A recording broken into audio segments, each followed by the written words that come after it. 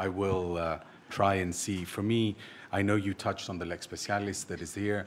I do know the big discussion that is going on around this in Serbia. It's, let's say, surprising slightly for us because it's not so uncommon for a country that hosts an expo to bring in temporary legislation in order to be able to move forward quickly on the construction around a project.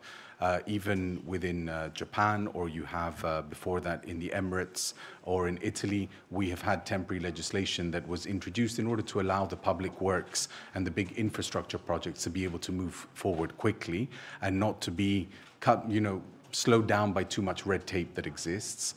But there is something that we have to keep in mind. Expo 2027 in Serbia have to come in front of the BAE minimum twice a year to the executive committee to present the progress. The questions, the comments, all of the articles that we receive, and we see them all in Paris about the lex specialis, is something that we take very much into heart and something that we also ask for clarifications on from the Expo company. It's not something that we take at face value. I want to remind you, I know the CEO mentioned it to you, but I'm going to say it from a different perspective. You're going to have over 100 countries that are going to be coming to Belgrade to be able to put together their pavilions to live and work with their staff. I assure you they're not coming. First of all, they will be investing public funds from their countries, which means that there will be a lot of oversight on when these public funds are being invested. It's not going to be just a simple input the money and we don't know where it went. That I can guarantee you. I've been here long enough to know how difficult it is to appropriate public funds for these kind of projects. And the second thing, because you mentioned the temporary and the permanent construction permits, for me, there is also the point of view that countries will be bringing their own staff. And we have never had an accident in an expo, and I hope that we will never see one, but it is because we follow stringent regulations. When we mention temporary construction permits, and this is how I have understood it, this is how it has been explained to our executive committee, and it will be explained to our General Assembly next year.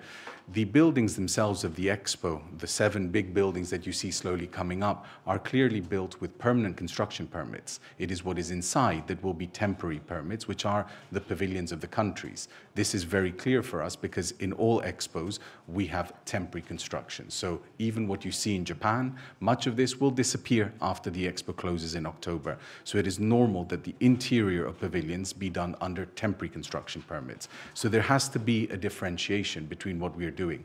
The infrastructure of the Expo itself is permanent, but what will go inside for the time being is temporary. Afterwards, it will be replaced with permanent structures, I am sure, as to the legacy of the Expo site.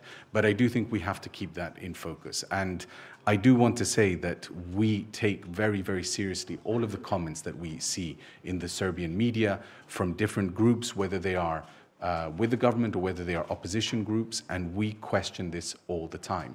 This is not just a Serbian project. You cannot do this alone.